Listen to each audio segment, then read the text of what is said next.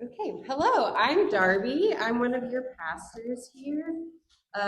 Drew's my husband. He's 30 today. So I feel like that's a big deal. Jesus started his ministry when he was 30. What is Drew going to do? He's probably not. So yeah, we've been in this Mark series. Last week, Ryan talked about the destruction of the temple, keeping watch, Jesus coming back, all that kind of crazy stuff. And if you've missed our sermons so far, you can find them on Spotify. Yeah, I'd encourage you to listen to those. Am I ringing closer? Okay. Yeah, we're going to read Mark 14, 1 through 52. So if you want to read that now in groups, you should do that now, and then I'll come back.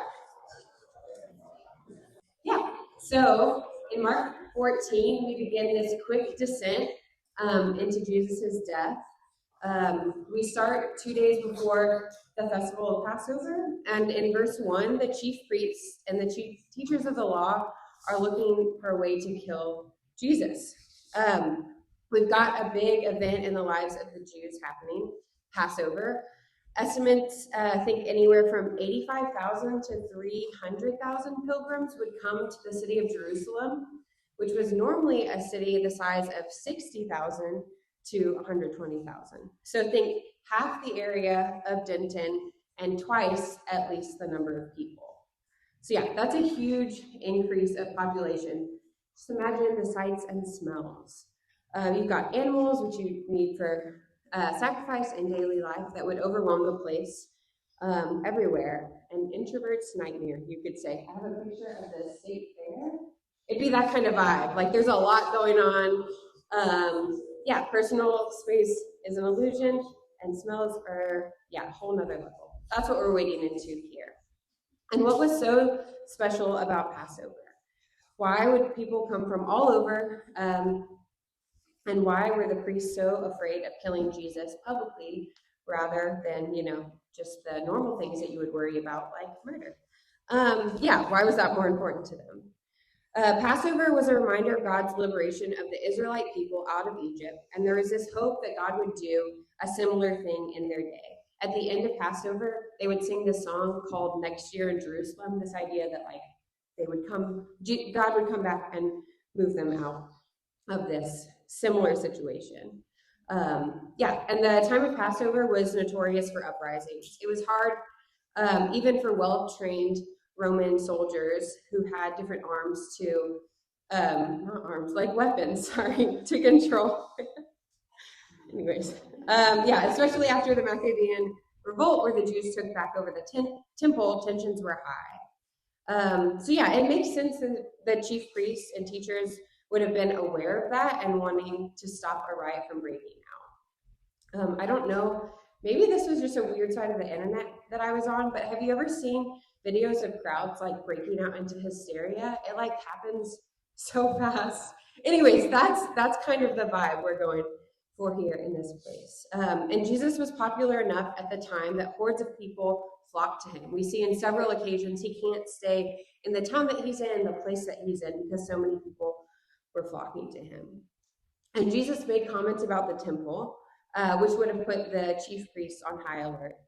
If you've ever been to an airport, you probably know that you have to watch what you say. You can't be making bomb jokes and stuff, because the airport security is looking for that kind of stuff. If you leave your backpack somewhere, it's over. Same deal, different, but similar. Yeah, Jesus was making public declarations of tearing down the temple. And the Jewish leaders had a really tenuous relationship with the Romans. They were given some autonomy. They were allowed to not worship the Roman pantheon, but it was really tricky to have under control. And the leaders didn't want to lose the freedoms that they were given and didn't want to lose the power and money that they had over people. And they don't want to kill him at the feast, but their hand is forced because of Judas's treachery. They end up arresting him apart from the crowds, and his death is public. They try to put out a fire, and the embers set the whole forest on fire. Killing Jesus was like trying to destroy a dandelion seed by blowing on it. It's a quote from David Garland, who wrote a commentary. Anyways, And the leaders think that they're in control, but God's will is accomplished. This next scene, after them saying that they want to kill Jesus, is Jesus eating at the house of Simon the leper. And that's a whole nother thing. I'm like, who is this guy? Why is Jesus in his house? If I'm thinking from the Jewish state of mind. But Mark isn't concerned with that. He's more concerned with this woman pouring out expensive perfume over Jesus. It was about a year's worth of wages for a day laborer. So imagine if someone had like a $30,000 bottle of wine and just like poured it out on the ground in front of you. That's the same kind of deal. It's extravagance we can't imagine. If you've ever seen a Mr. Beast video, he just kind of like throws money at things and you're like, I would love to have that. Anyways, same, like they're rightfully slow. Like, what is going on? What is this happening? What's happening? What? It's an extravagance we can't imagine. It reminds me, of the word prodigal, which you might think of the prodigal son, but the word prodigal means spending money or resources freely and recklessly, wastefully extravagant. In a lot of ways, the woman pouring out this costly perfume mirrors the pouring out of Jesus' costly blood. Why waste Jesus' blood in this way? But I think it's important to remember that we can't outgive God. He's given everything for us. And we'll come back to that later in the Last Supper.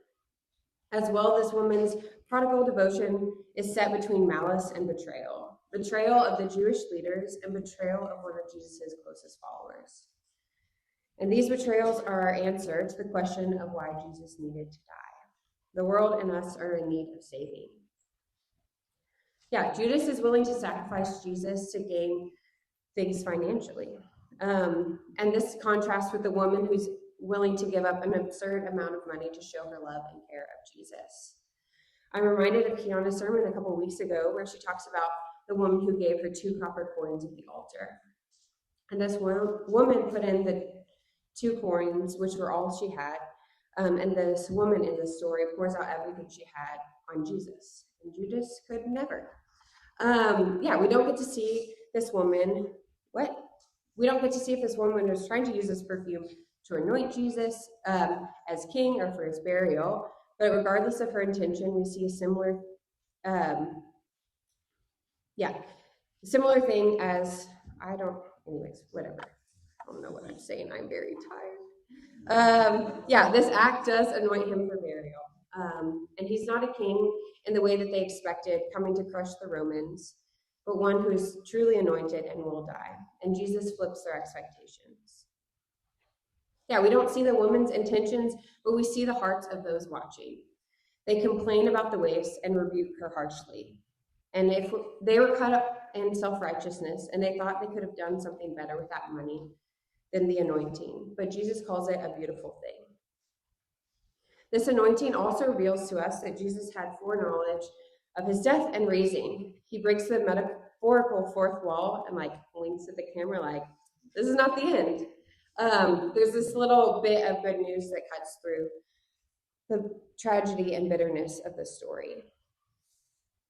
Jesus says that not only will he come back, but this story will be shared to the nations. The good news will go to the ends of the earth. And many people will walk him to the cross, but it's only God who pulls him up out of the grave, making this story not a tragedy. Only God can raise us up from death, and he's the one consistency when all fall away. But once again, more on that later. We see this woman pouring out her devotion, which is in contrast to the greed and the self-righteousness of the disciples. They prove over and over again that they're missing what God is doing. This act was extremely valuable to God. It revealed the disciples' need for this act of Jesus' blood being poured out. And we can think all kinds of things are waste if we judge by the world's standards. But all that we do for others is not a waste, because what we do for one of the least of these, we do to him. We move on to Mark 14:12 through 25. It's the eve of Passover. Work around this time stopped at noon, and at 3 p.m. the sacrificial lambs were brought to the temple, slaughtered, and then returned back to homes for a late evening meal, so sometime after sunset. And the disciples find the room just like Jesus told them, whether by some divine plan or just pre-existing arrangements. And the disciples go to the upper room. I have a picture. So yeah, let's not think of the famous painting, The Last Supper. It's not some calm moment where Judas is sitting like scheming in the corner. All the disciples would have been filled with worry and sorrow. Tensions were high after Jesus announced that someone will betray him. The disciples are shocked. The room is dark and probably candlelit. The candles send shadows dancing across the room, illuminating partial faces. And the disciples are distressed. They look around the room at one another, trying to figure out who it was that would betray him. And where there's silence, it's loud. Whispers fill the room, and they ask Jesus one by one, "Surely not I." But instead of an answer, instead of calming them down, he says, "It is one of the 12. The betrayer is in the midst, and he is eating with the rest of the disciples." And it kind of just blows my mind that, no one noticed Judas sneaking out to betray Jesus and hand him over. No one guessed that it was Judas. In chapter 13, we see Jesus calling them to keep watch, and even here they weren't. And table fellowship was a high value to the Jews. It was more than just like an afterhang or something like that. There was this unspoken rule that to betray someone who had given you his own bread was a horrendous act. Woe to that man who betrays the Son of Man. It would be better if he had not been born. After that, he proceeds to break bread and drink wine. And rabbis, so Jewish teachers, love doing symbolic acts to help their listeners to understand things more clearly. We see this a lot in the prophets. So I think Ezekiel cooking bread over excrement as a symbol of Israel eating defiled food. And you thought your calling was rough. Or Jeremiah taking a pottery jar and smashing it in front of their leaders and telling them, "This is you." Jesus breaking the bread and pouring out of his body the wine, pouring out of his blood, was a symbolic act to clue the disciples into what was going on. His last night on earth, and they drink and eat something so simple. Never again will they be able to eat this meal and not think of their last night with their friend and Lord. Their memories would be triggered and draw them back to this night. I remember the last time I saw my great-grandma before she passed. I was young and I don't really remember much of it, but we would bring her a cone from Dairy Queen. And now every time I drive past a Dairy Queen, I think of her. And how much more so would the disciples have thought about this dreadful night? And we see the bread hold significance. Think of the feeding of the 5,000, where they say it would take 8 months' wages to feed these people. And funny enough, they're counting the costs of the wrong thing again. Can't outgive God, and they miss that. Jesus was the one who supplied the bread. He is always the one who provides what they need. They ate, and there was 12 baskets left over. And they were terrified afterwards because they didn't understand what was happening. And the second feeding has the same pattern. There were 7 baskets left over, a number that Jews associated with completion. And Jesus had provided for both of these large groups. And then after that, they're in this boat with only 1 loaf, and they've forgotten to bring more. They're like bickering between one another, and they're like, "We have no bread." And Jesus says, "Why are you talking about having no bread? Do you still not see or understand? Are your hearts hardened? Do you have eyes but fail to see, ears but fail to hear? And don't you remember?" Bread has become associated with Jesus' mission, and the disciples are clueless. And then Jesus tells them to drink his blood, which would have been a really shocking statement to the Jews. There were laws against drinking blood, and if you ate any sort of meat, you would have to make sure there wasn't any blood in it, because it was a symbol of life, and that was set apart and used for atonement. The blood of the sacrificial animals was poured out at the altar to atone for the sins of the people. To drink blood was to break one of God's commandments and muck up something that the Jews considered holy and set apart. And Jesus' death is that new sacrifice offered up to God. No more animals were killed, only broken bread and wine poured out and shared. this new covenant, a new way of relating and type of relationship between God and his people. Yeah, Isaiah 53:12. Isaiah has this theme of the suffering servant. And we see there, it says, because he poured out his life unto death and was numbered with the transgressors, for he bore the sins of many and made intercession for the transgressors. We move on to 14:26 through 31. And yeah, Jesus had predicted so much, and now he predicts that the disciples will be scattered, and he will bring them back to him. And Peter and the other disciples say that they won't fall away, confident in their ability to stay strong. Peter, his fragile ego showing, says that even if the others fall, I won't. He says that he's more trustworthy than the others. And this competitiveness will never go to a cross willingly. David Garland says, Peter must take up his cross and put to death selfish ambition and self-centered purpose, no matter how sincere or noble it might appear. In this act of speaking up for himself and not the other disciples, he relies on his own strength and vanity, and he's ignorant of what's going on. Couldn't be us. We never rely on our own strength, and we're never ignorant. We definitely have it figured out. Yeah, no. We need to put to death the things that get in the way of us coming to our cross, whether it's pride or self-importance or ignorance of what God is doing. And because of these things, they were scattered. In 14:26 through 31, so specifically 27, the Greek word is skandalizo. It's used, in 27, and it means to fall away and to stumble.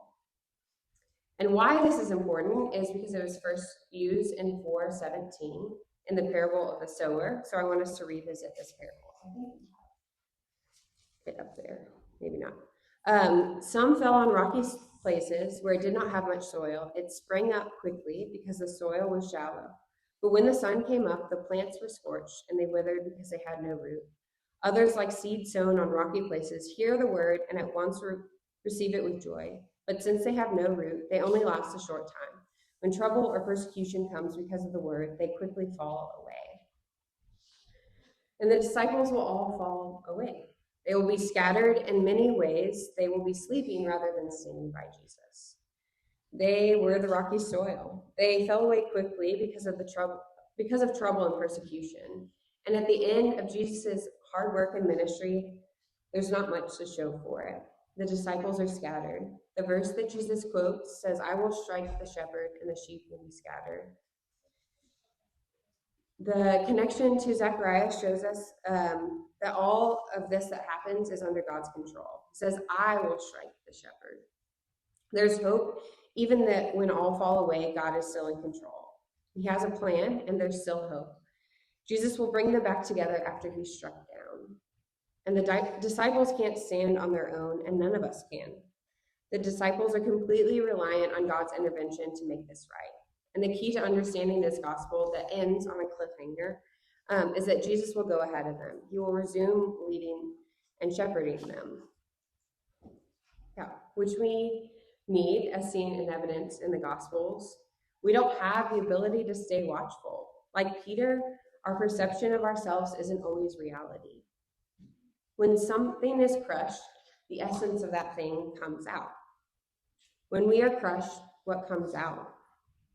When Jesus was crushed, his love was overflowing rather than self-preservation. What about you? Is it anger? Is it self-righteousness? Is it pride or defensiveness? What we're building now will come out in times of pressure and crushing. If we're growing and harvesting selfishness in our lives, it will come out in times of crushing. Who are we when things get crazy?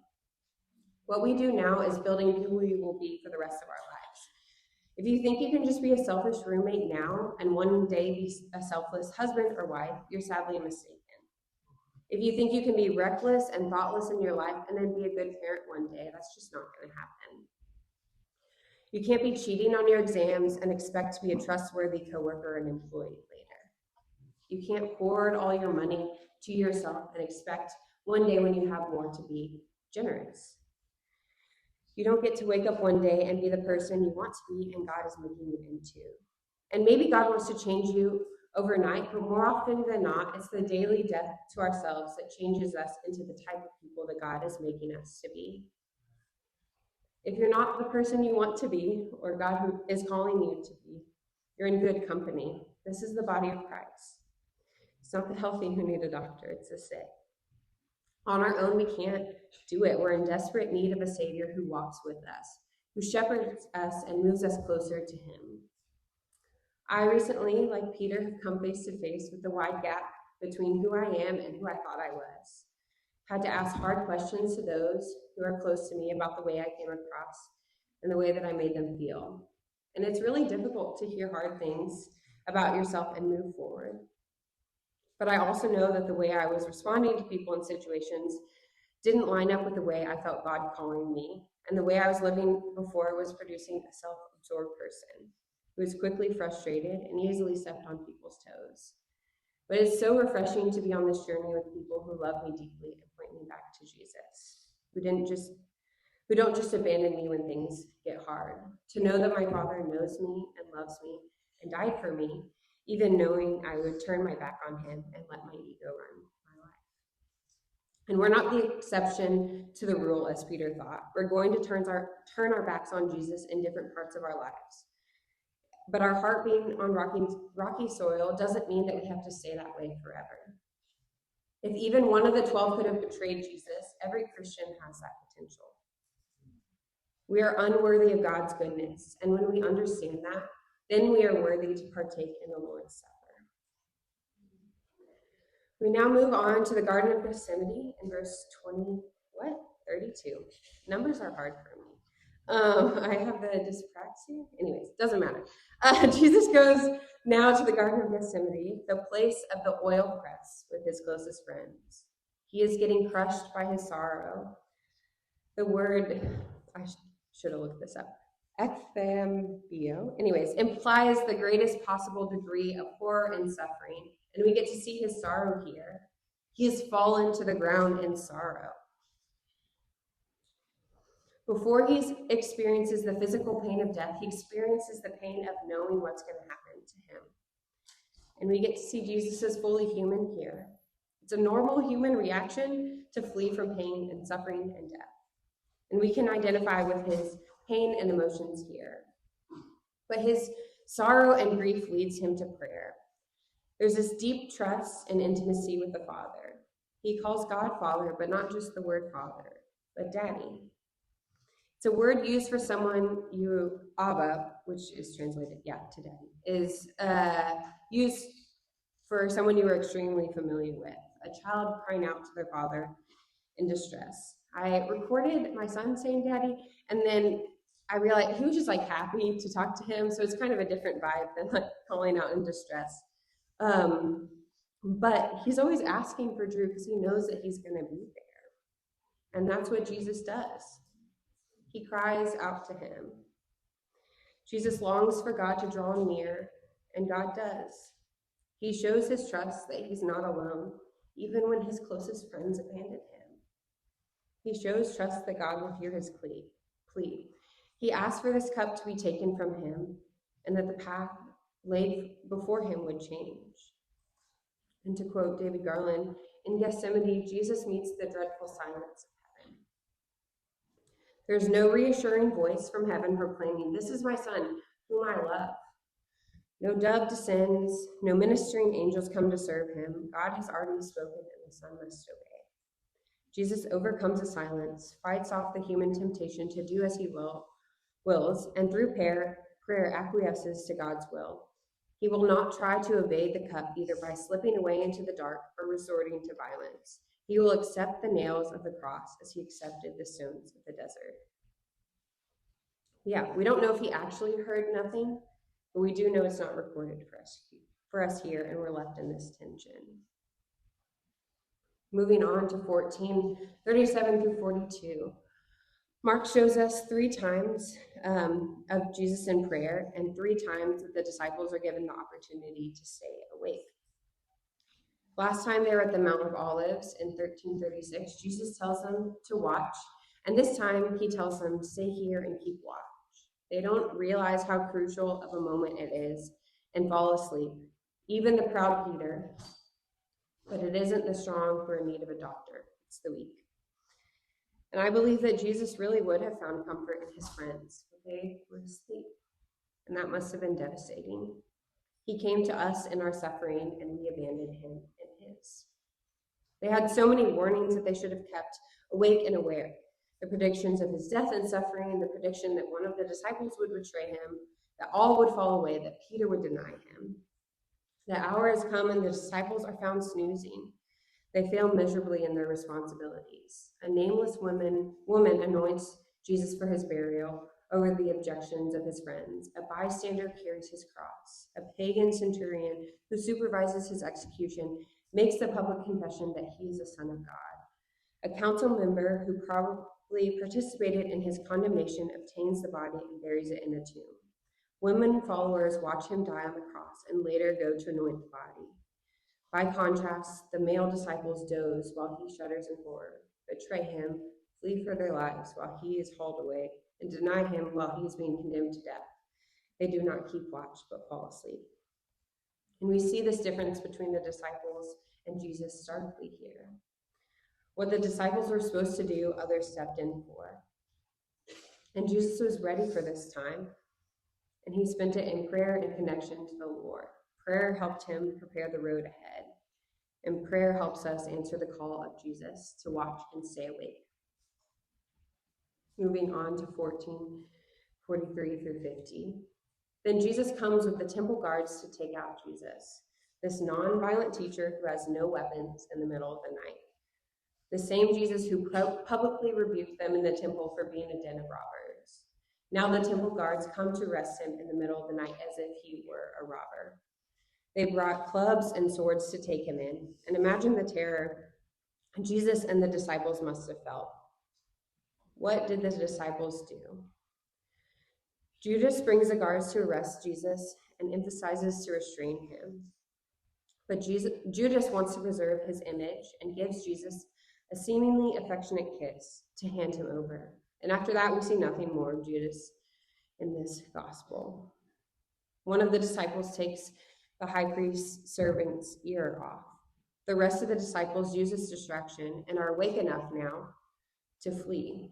I will strike the shepherd and the sheep will be scattered. God's will is being accomplished, and even as Jesus is led to his death, he makes a way for the forgiveness of those who betrayed him. And then this feels different than the tone of the story, but in 51 and 52, we see a man running away without his cloak. Some people think that this is Mark writing himself into the story, like Hitchcock does. He runs through his movies. Anyways, but it could be a reference to Amos. But either way, the disciples lost the resolve that they expressed earlier. Leviticus 26:36 through 37 says, "As for those of you who are left, I will make their hearts so fearful in the land of their enemies that the sound of a windblown leaf will put them to flight.